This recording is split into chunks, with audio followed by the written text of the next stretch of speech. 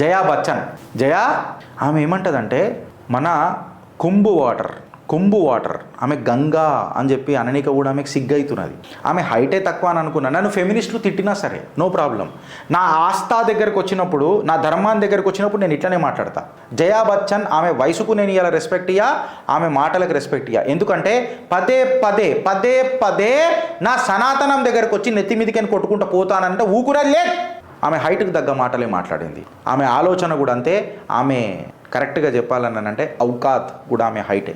ఆమె ఏమంటుంది, నాకు గ్రినా అవుతుంది వాళ్ళని చూసి మాట్లాడాలనంటే. గ్రినా వీళ్ళు భూమి మీద బరువు ఫ్రెండ్స్, సీరియస్గా చెప్తున్నా, భూమి మీద బరువు. ఎందుకు చెప్పాలన్నా, ఆమె ఏమంటుంది, కుంభు వాటర్ అంట కలుషితం అయిపోయిందంట. మొన్న తొక్కిసలాటలా ఎంతో వేల మంది చచ్చిపోయారట. అది యోగి ఆదిత్యనాథ్ గారు కవర్ చేయడానికి గంగాల శవాలన్నీ వేసేసిండట. మళ్ళీ నేను ఈ జయా బచ్చన్ అడుగుతున్నా, మహిళ అయిపోయినావు కాబట్టి నేను బూతులు మాట్లాడతలేను జయా బచ్చన్. లేకపోతే నా నోటికి రికం ఉండదు, చెప్తున్నా, నా నోటికి రికం ఉండదు. మీ ఔకాదు మీ హైటు ఒకటే, ఇది గుర్తుపెట్టుకోండి. అసలు కుంభు వాటర్ అని చెప్పి నువ్వు మాట్లాడు. గంగా పవిత్రమైన గంగా, నువ్వు మునిగినా పవిత్రంగానే ఉంటుంది గంగా. పాపాల పుట్టవు నువ్వు, అయినా నా గంగా పవిత్రంగానే ఉంటుంది.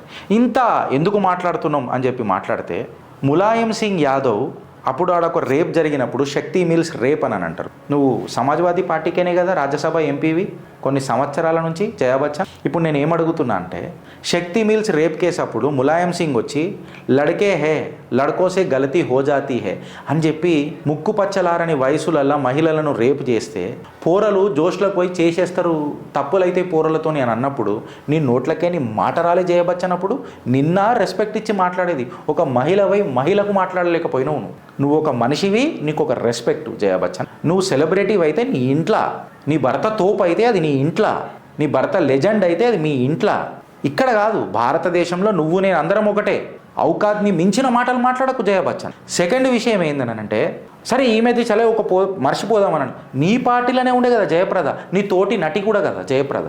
నాకు మంచి ఇంగ్లీష్లో బోర్డు వస్తుంది, కానీ ఫెమినిస్టులు అందరూ మళ్ళీ నన్ను టార్గెట్ చేస్తారు. అందుకే నేను జర సభ్యతగా మాట్లాడుతున్నా, ఇంత కోపం పెట్టుకొని కూడా.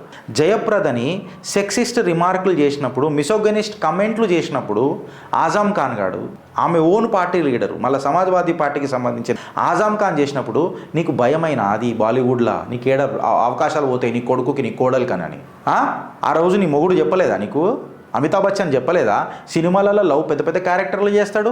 సూర్యవంశి అయితే నడిపిండు కదా, జిందగీ అంతా నడిపిండు కదా సూర్యవంశి. ఏం చేసినావు అని అడుగుతున్నా. మళ్ళీ అన్నాడు ఒక్కరోజు మాట్లాడలే. రమాదేవి మీద సెక్సిస్ట్ పోయం ఆజాం ఖాన్ గాడు చదువుతుంటే కూడా నీ నోట్లకైనా మాట్లాడలే కదా. అరే ఇవన్నీ మర్చిపోదాం. ద్రౌపది ముర్ముని రాహుల్ గాంధీ మొన్న సోనియా గాంధీ గట్లా మాట్లాడితే రాష్ట్రపతిని నీ నోట్లకైనా ఒక్క మాట రాలే. కంగనా రనౌట్ని అవమానం చేస్తుంటే తోటి నటివై ఉండి అదే ఇండస్ట్రీలో నువ్వు ఉన్నా సిగ్గు శరం ఉండాలా మీ అసుంటి రాజకీయ నాయకులు. ఒక్క పల్లెత్తు మాటలే. కాకపోతే నేను నీ కుటుంబం చిట్టా ఇప్పుతా. ఇవాళ నీ కోడల ఫోటో ఎందుకు పెట్టినా తెలుసా? నీ కోడల ఫోటో ఎందుకు పెట్టినా తెలుసా? పనామా పేపర్స్లో ఐశ్వర్యరాయ్ బచ్చన్ ఉండేనా లేదా కుంభకోణంలో? దోసుక దొబ్బుతారు మీరు. మేకప్లు పూసుకొని రంగులు పూసుకొని రంగుల ప్రపంచంలో ఉండి దునియా మొత్తం రంగులలో ఉండాలనంటే ఉండదు.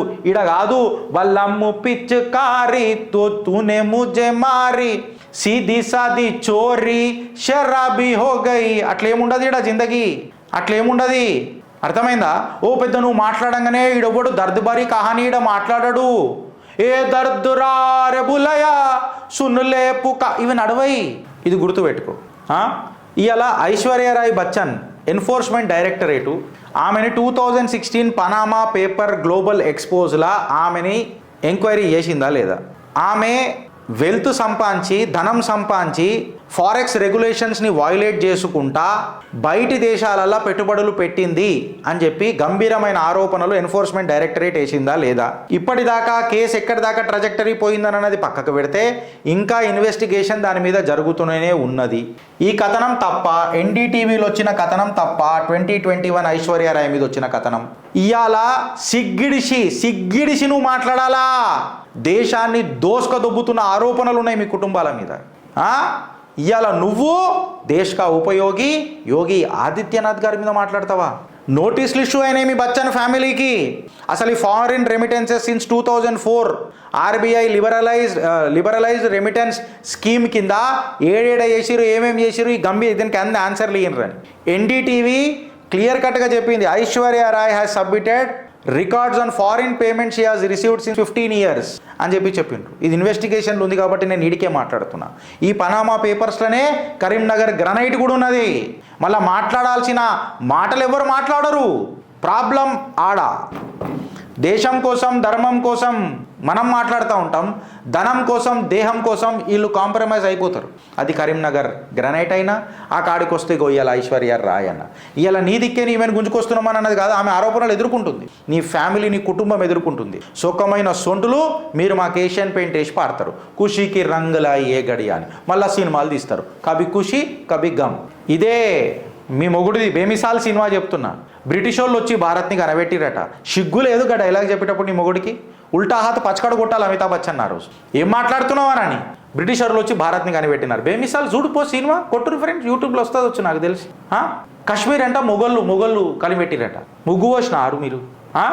మేము టికెట్లు కొనుక్కుంటే బతుకుతున్న బతుకులు మీవి. నువ్వు ఇయ్యాల మా గంగాను విమర్శిస్తావా? నా దేశ ఉపయోగి యోగి ఆదిత్యనాథ్ని నువ్వు విమర్శిస్తావా? జయా బచ్చలాగా తినిపిస్తాం నీకు, నీ జిందగీలో జయ ఉండదు. ఇది గుర్తుపెట్టుకుంటారు మీరు. ఫ్రెండ్స్ మేము ఏమన్నా మాట్లాడింది మీకు తప్పనిపిస్తే చెప్పు, ఉత్కారేయండి, లేకపోతే ఈ కంటెంట్ నలుగురికి షేర్ చేయండి. చెప్పినా కదా, తాండవ్ సా యుద్ధ కర్, యుద్ధ ఐసా కర్ భయంకర్, యుద్ధ కర్ భయంకర్. భారత్ మాతాకి జై.